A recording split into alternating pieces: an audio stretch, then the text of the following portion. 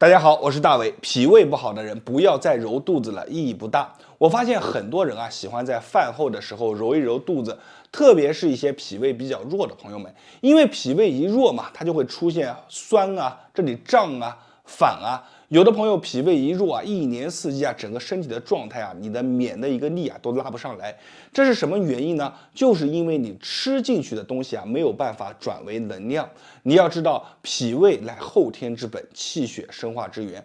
光靠我们饭后这么揉一揉，增加一些微小的动力啊是不够的。其实呢，在以前就有一个很好的方法，这个方法是成体系的，就是说脾胃上面上下各有一把锁，只要把这两根脑筋给它打开，你脾胃的整个力量就会被释放出来。同时呢，这是一套方法，一共有2个步骤，大家跟着我仔细把这2个步骤学会了，你做完以后会发现749天，整个脾胃强壮了。那么咱们话也不多说，直接把这个方法分享给大家，大家跟着我一起去做。首先呢，咱们先来讲脾胃上面的2根筋啊，这2根筋呢，你记住一个口诀，叫做上3下2，什么意思呢？找到我们的肚脐，肚脐称之为神阙。那么在肚脐上方3指啊，你这手啊点进去以后，左右拨一拨，啊，反复的转一转，慢慢的里面会浮现出一根筋。我们在做的时候，千万不要把肚子啊就这样啊弯着去做，这样的话你找不到。整个身体挺起来，微微的啊，你看向后仰一些啊，向后仰一些，把它暴露出来，然后左右点一点。点进去以后，你看上下推一推，拨一拨，慢慢的你会发现里面跳出来一根筋，这根筋硬邦邦的啊。我们点进去以后，就这么去拨着它去转，转上一个30下到40下，这根筋就给打开了。很多朋友做的时候会发现里面疼，为什么？这个地方就是我们经常脾胃运化不好所带来的一些筋结，也是我们堵着的一个点。把这个地方先解开，上面3指，下面呢就很简单，就是2指啊，下2。做的时候一样的，身体往后面仰，2个手呢先点进去啊，点进去以后左右拨一拨，上下推一推，挑动一下。慢慢的，你摸到里面有一根筋跳出来了，你的手能按在上面了。好，就这样微微的去转。转上一个30下到40下左右，慢慢的转，转着转着，很多朋友就上下一解开，肚子就开始咕噜咕噜的响。为什么？古人把这2把锁啊称之为困着我们脾胃的锁。你的一些寒啊，你的一些湿啊，包括我们脾胃所运化不了的积累的东西都堵在这儿。这2个地方，你看，一个是管我们的胃，一个管我们的脾，把这2把锁解开，那么脾胃的能力就会被释放出来。很多人做完以后啊，就感觉里面特别的舒服，肚子里面咕噜咕噜响，其实这就是把2把锁给解开了。咱们说这一套方法，它是一套的方法，为什么说一套呢？因为它2个步骤。第一个步骤啊，它叫做解法，就是说我们脾胃所积累的一些东西，我们得把它清扫干净，湿啊、寒啊，还有一些所积累的一些不好的筋结，都要把它去解开，每天都要去做。然后呢，就是一个补法。什么叫补法？就是一个加法，往我们的脾胃里面去增加一些热量。你要记住啊，咱们的脾胃是不喜欢潮的环境的，不喜欢过热的环境的，它喜欢干干的，喜欢温温的。那么这个脾胃怎么去养它呢？南怀瑾老师啊曾经就分享过一个方法，这个方法其实非常好，人人都应该收藏下来啊。我们记一下啊，你看，准备花椒6到7颗，艾绒1小撮，桂圆肉准备1颗。那么咱们准备这3样物品放在研磨罐里面，把它研磨碎了，加入适当的蜂蜜，搓成1颗1颗的小丸子。把这个小丸子每天晚上就贴在我们的肚脐当中。为什么要贴在肚脐呢？肚脐这个地方啊，也被称之为神阙啊，都非常有名。那我们在小的时候啊，你看这里啊有一个小带子，就挂上来了，你的能量都从这里进入进去的。所以肚脐这个地方其实是一个会呼吸的口。我们把这个小丸子放在里面以后封上，里面的精华就会在晚间我们睡觉的时候变成身体当中的能量。让我们的脾胃啊逐渐的越来越强大，同时对于里面的一些环境还能带来很好的改善，很好的帮助。大家好，我是大伟。湿气越重，你的身子啊就越弱。如果你是一个常年被湿气缠身的人，那么今天的视频你一定要看完，因为我分享出来的方法一定可以帮助到你。特别是现在在夏天，你记住，这是一个非常重要的窗口期，在这个时候，我们身上的祛湿口会逐渐的打开。只要在夏天你的方法做对了，你的湿气在体内就留不住了。咱们先简单给大家讲一下湿气。湿气它有哪些表现呢？其实非常简单就是你看两头，一个呢是上头，看舌头，舌头上面是会出现这种白厚两侧会被压着有齿痕，这个呢就是湿气重的一个表现。下头是哪里呢？上完厕所你回头看一看，是不是粘在马桶上面，出来的是不是特别的黏糊不成形，这些呢也是湿气重。因为湿气只要一重，它就会困住我们的脾胃。那除此以外，咱们再看一些贴近生活的，只要湿气一重，你会发现这个人他会变得特别的虚。比如说这个手上感觉很粗，实际上没有一点劲，腿脚会变得很沉，用一句话形容叫做腿脚如同灌铅，特别的沉重，而且湿气一重，身上就没有力气，很乏力，人会变得很懒，不想运动，这些都是湿气重的一个表现。那么湿气重，怎么样把它快速的请走呢？你在夏天的时候，记住了，你要把你的阳给扶上来。湿气和阳气，很多人为什么说湿气难去，就是因为只是眼着于祛湿，但是从来没有人想过祛湿其实和扶阳它是连在一起的，扶阳祛湿，想祛湿先扶阳。为什么呢？湿气和阳气它是对立的，阳气只要生了则湿气散，湿气只要聚了则阳气消，湿气多了遮天蔽日，挡住了太阳，你身上的阳生不出来，这个时候湿气它就不断的缠着你。所以想要祛湿非常简单，就是把我们身上的这个阳给它升起来，再用一些方法在脚底的这个涌泉把湿气给它排出去。涌泉是湿气的排湿口，涌泉也是一个生阳口，所以以前人讲过这么一句话，叫做湿气喜聚足底，涌泉为其泄口，涌泉通则湿气泄，涌泉堵则湿气聚，阳气消所以湿气一定要从涌泉给它请出去。那么在这里呢，在夏天我给大家分享两个方法，一个是对背，一个是对脚底，这两个方法你都可以结合在一起用。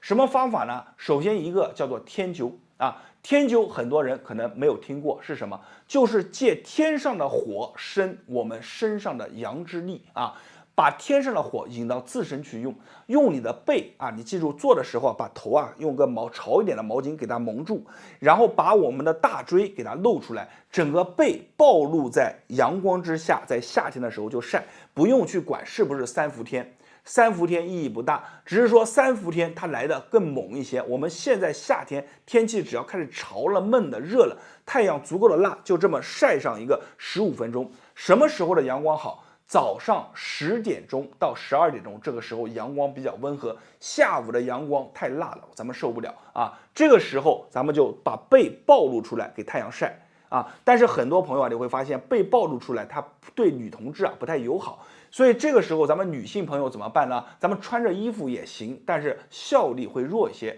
我们就多在脚底上面做文章。脚底上面的涌泉，你用上这个扶阳七君子就行。扶阳七君子是什么？是我师傅他们上面那一代一直传下来的，叫扶阳七君子。这七君子就能把我们的水水湿湿给它引出来，同时把这个扶阳七君子的能量打到脚底的涌泉，让阳气从脚底升上来。你记住，夏天的时候正是扶阳祛湿一个非常好的时候，阳只要足了，很多东西都不敢靠近你，特别是一些寒一些湿水气都不敢。大家好，我是大伟。一说到湿气，很多人就开始头疼。你别说你头疼了，就是多年的这个大夫看到了以后也感觉头疼。为什么呢？古语当中千寒易去，一湿难除。有多少朋友们被湿气一缠就5年、10年、15年？最近有一个特别有意思的事，就是我们小区的这个天台顶上有一群大爷大妈，然后呢，男的呢就把背露出来对着太阳，女的呢头上包着一块布，就把背对着太阳。每天我去晒被子的时候，我都能看到他们，然后我就打趣和他们聊天。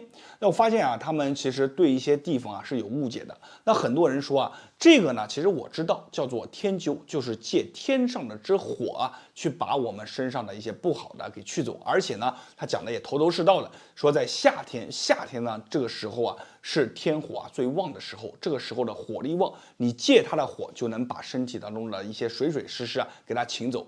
其实呢，说到这里的时候，我就和大家去讲一下。你们在夏天的时候，哎呀，不要盲目的去晒太阳，特别是春夏之际。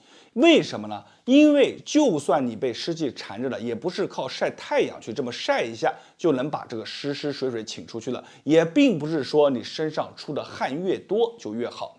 说到这里呢，我要给大家讲一下记载当中的一个故事。那么很多人并不知道啊，这个湿气从早期开始它并不叫做湿。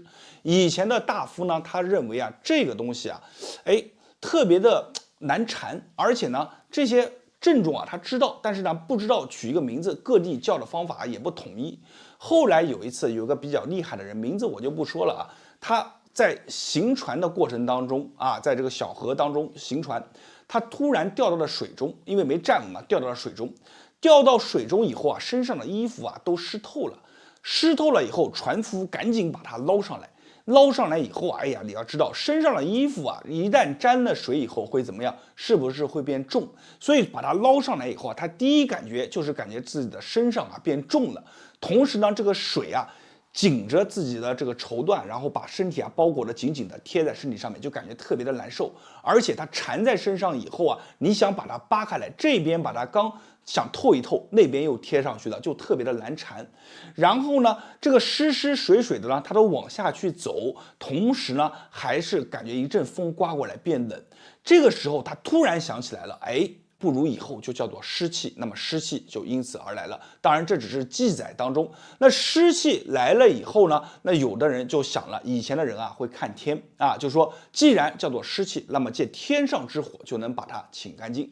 其实呢，慢慢的这个流传下来以后，很多人就认为了啊，说晒晒太阳就可以。其实晒太阳是好的。夏天晒太阳也是好的，但是你记住啊，有的人湿气重了他就虚，而虚呢不受补，本身身体就虚，再一晒太阳，很多人他扛不住的，这个火的威力也不是每个人都能承受得住了。所以呢，在这里我分享给大家一个方法，这个方法是从我们的师门当中一代一代传下来的。这个方法叫做扶阳七君子，是借脚底之口去把我们的身体当中的水湿给它抽出来，同时再把阳气从脚底给打上去。说到脚底，咱们一定要听过这一句话啊，叫做湿气喜聚足底，涌泉为其泄口。涌泉堵则湿气聚，阳气消；涌泉通则湿气散，阳气生。所以涌泉这个地方啊，非常的重要。你要记住啊，夏天的时候可不仅仅是祛湿啊，很多人只单纯的看到祛湿两个字，而没有看到它前面的两个字叫做什么？叫做扶阳。老的大夫啊都知道，想要把湿去了，先把阳给它升起来，因为两者本来就是相互对立，阳升则湿降。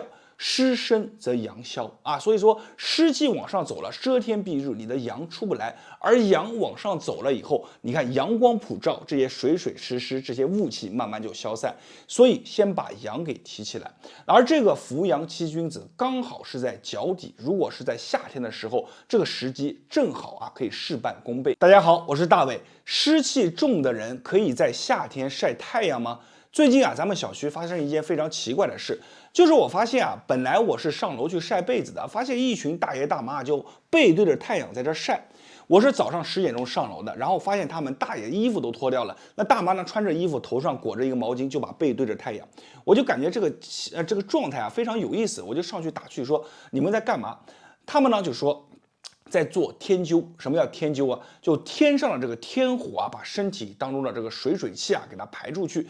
而且呢，很多人晒完以后啊，说面色啊发红。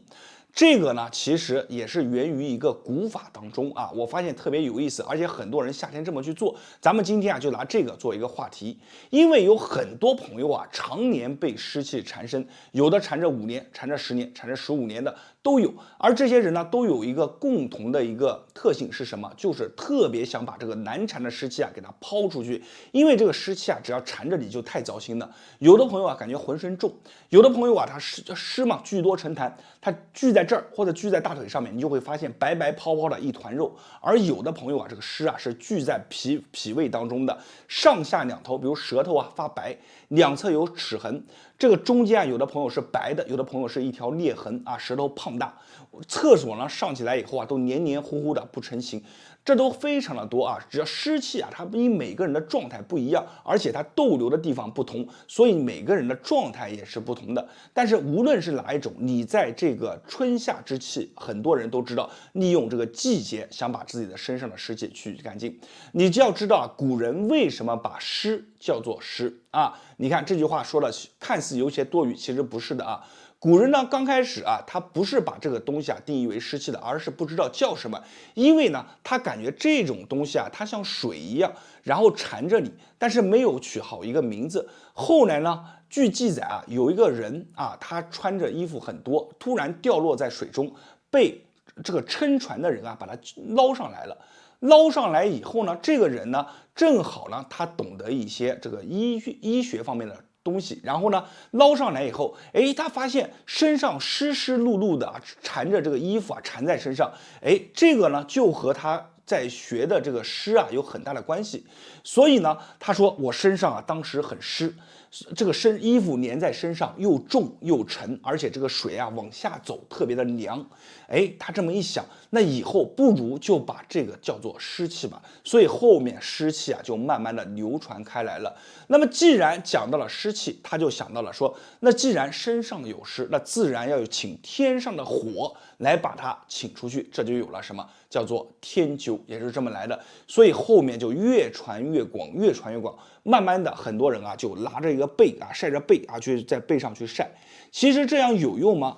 理论上来说是有点用的啊。那很多人说我出了大把的汗啊，我的湿啊就排出去了。其实不是这样的。你记住啊，古语当中有记载，因为随着这个年代一点一点的往后，他们的研究也越来越深，发现这个湿啊是在体内的，而天火呢，它并不能把体内的湿完全的去干净，而只能把你的寒啊往外请一请。所以呢，后面慢慢的发现，原来湿气的泄口啊，并不在背，而是在于足。有一句话是这么说的，叫湿气喜聚足底，涌泉为其泄口。涌泉通则湿气散，阳气生；涌泉堵则湿气聚，阳气消。这句话就充分的讲明白了涌泉的一个重要性。所以到后面慢慢的，我们很多人啊，由后面的背啊转为了我们的足底涌泉。涌泉就是一个大泄口。再到后面，古人越来越完善，他发现了这个湿气啊和阳气啊，它是对立的产物。比如说湿气重的时候，你的阳啊就消，湿气重嘛，把我们的这个太阳啊挡住了，遮天蔽日，它就会越聚越多。而当我们的太阳出来了以后，阳气上升了以后，你的湿湿水水它藏不住了，就慢慢的烟消云散了。所以后来，哎，你看非常聪明啊，他就不是去专门去湿了，而是去生阳。所以在夏天的时候，一般是4个字，叫做扶阳祛湿，而很多人只听了后面2个字祛湿，这里就有点本末倒置了。先扶阳后祛湿，阳上来了，湿自然就没了。大家好，我是大伟。现在夏天到了，在夏天的时候，我们一定要记住4个字，叫做扶阳祛湿。就这4个字，只要你把它做好了，你会发现这个大水袋啊里面的水啊就存不住了，慢慢的就流出去了。其实我讲的这句话的意思啊，咱们所有的家人朋友们都懂。那么夏天咱们怎么做呢？来，我给大家分享2个方法啊，这2个方法都非常的棒。一个呢就叫做拍8虚。那么拍8虚这个方法其实非常简单，无非就是8个窝。那么以前的人认为啊，这8个窝啊都是一些蓄水池，咱们只要把这8个窝给它打开了，那么这个水啊自然而然就流出去了。那8个窝是在哪里呢？首先你先跟着我去做啊，咱们一边做一边讲啊，双手肘窝啊这样的。你看，我们用我们的手掌呈空心状态，你看1、2、3、4，这么去打啊。这个手啊慢动作就是这么放，然后慢慢的我们做习惯了以后，把我们的身子微微往前，整个人的肩膀是前后晃动。你看1、2、3、4，做快一些，就这样，身子晃起来，用你的胯部开始摇，把这个动作做好。这样去做，每天去拍上一个100下。双手肘窝拍完以后，我们还有第二个地方是哪里呢？就是到我们的腋窝，双腋窝。怎么去拍也非常简单。你看，我们把手抬起来，把这个腋窝暴露出来，手一定要成什么样？手要成为一个空心状握着拳半握空心状。你看，听这个声音，这么去拍，每天50下单边50下，把它拍开，从我们的肘窝到我们的腋窝就这么去拍。双手肘窝拍完以后，就拍双手腋窝50下跟着我去做，慢慢感受一下打开以后是完全不一样的。好，当你的肘窝和腋窝都拍开了，然后就到哪里呢？就到我们的这个地方。这个地方也是一个窝，是不是？很多人感觉我站起来以后平平坦坦的，你别忘了咱们究竟是站着多还是坐着多？大部分人是坐着多。那么坐着多，腿一折，你看这里有个沟，我们把它称之为叫做腹股沟。那么就这个沟，我们把我们的你看腿一折，这里就有一条线，看到没有？我们就把双手你看也是空心状态，就这样。从侧面看，把我们的腹部收紧，这么去拍，慢慢的拍下去。手是什么样？成空心你别做的时候，你这个手就成实心的。那么拍下去的时候，你看这个声音是发闷的。我们手声音一定要是什么？这样的声音，听到没有？把这个动作做好，手往下挥打，同时腹部收紧做的时候，你甚至还可以有一些微微的顶胯迎上去。这么去拍，把它拍开。这个动作我们也依然是50下，两个手一起去做。再后面就是到我们的双腿后侧了，这个叫做腘窝。我来演示给大家看。那么双腿后侧的腘窝呢，就在这儿，大家可以看一下我们在拍的时候，身子微微弯曲，把你的两个腿一定要向内夹，有点像那个咏春的姿势。为什么呢？向内夹形成一个三角形，即便是我这个腿一拍弯了，你整个人是稳定住的。如果你这个脚尖朝前，你这么一拍，人可能一站不稳就跌倒了。所以我们双脚向内，把它暴露出来后面看一下